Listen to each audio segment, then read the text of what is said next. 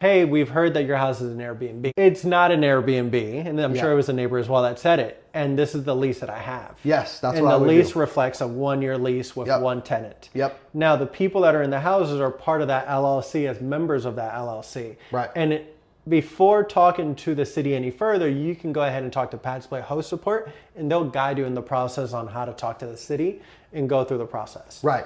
And I have a good understanding of that already, but like I know a lot of people are going to be in the same position as me, and I think what's going to end up happening, here's my prediction. My prediction is you're going to have all these cities and counties. Obviously, they're regulated. They've always been regulated, by the way, guys. There's tons of markets that are STR friendly, short-term rental friendly, but over the years, Airbnb has grown so fast and rapidly, people are A, uneducated, or B, don't care about the regulations, and they just do Airbnb anyways. So when you see on the news, oh, this market's getting shut down for Airbnb, that was never a friendly STR market. But now you have PadSplit, it's a co-living, and you're able to sign a lease with them and be doing things legally and you're in the correct zoning, you're providing co-housing, able to solve the affordable housing, which is super huge, and not have to worry about being shut down. Like what I'm saying is you have a scalable business model here.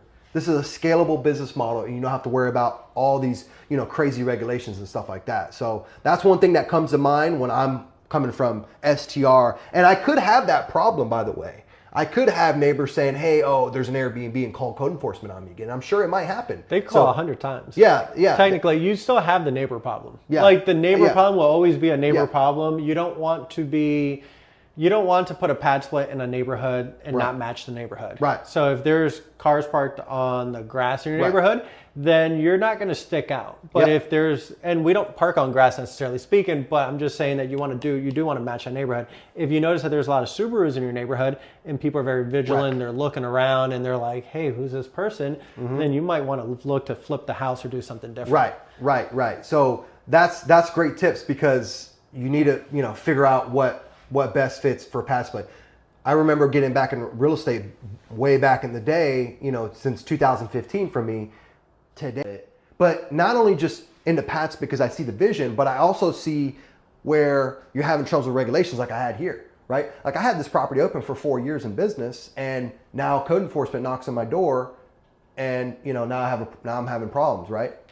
And so you're not running a scalable model, right? And so PadSplit, like he said, it's a scalable model. And going back to the permitting thing, technically they want you to permit every damn thing these days. If I put new kitchen cabinets on my kitchen wall, they want you to permit it. Everything, right? Everything in a home technically needs to be permitted. So it's really, like you said, subjective if that person's going to take that extra step and go, hey, I'm going to go permit this, So just as we close out, Ray, I'll guide the final question here, which I think is really important for the viewers.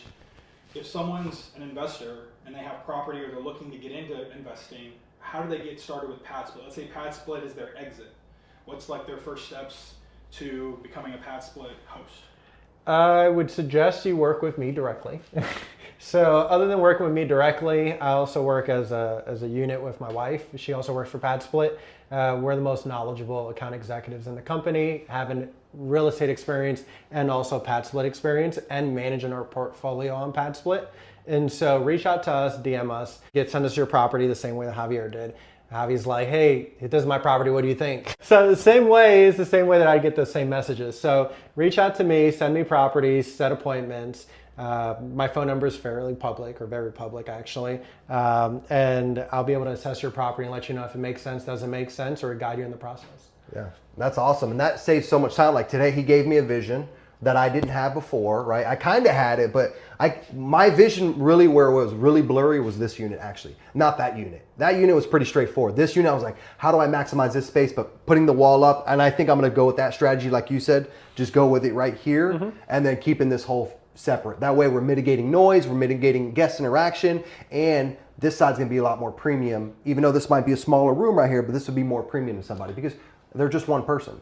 And the other side would be premium too, because now you're still with 4 people. Yeah, exactly. So, there's a lot of things to consider, but one of the things I want to say is, like, I see PadSplit just blowing up, which you guys already are, and across the world. I didn't even know that. Like, I learned so much today. You guys are across the world, 175 employees? So employees across the world, 175 employees. Wow. We have engineering teams across the world. We have management. We have the CX department that manages the people. It depends on, you know, what fraction or what part of the And company. you guys but opened up when? in 2017. 2007. As an official company, we've been functioning before that, but as you see it today, 2 rounds of funding from like Mark Cuban, Citibank, Cox Enterprise, that was like 2017. Wow. Big names believe in this business model. So what does that tell you? You know, like it's going to blow up. And so Ray's already seen it. He's opening up, you know, every single major market in Florida. And I'm sure like there's not a market in Florida that's a major market that you guys aren't opening, right? We're opening Fort Myers. We're about to open statewide. Statewide. Actually. Yeah. So that's awesome. So I'm excited. So guys, remember this. Click the link below.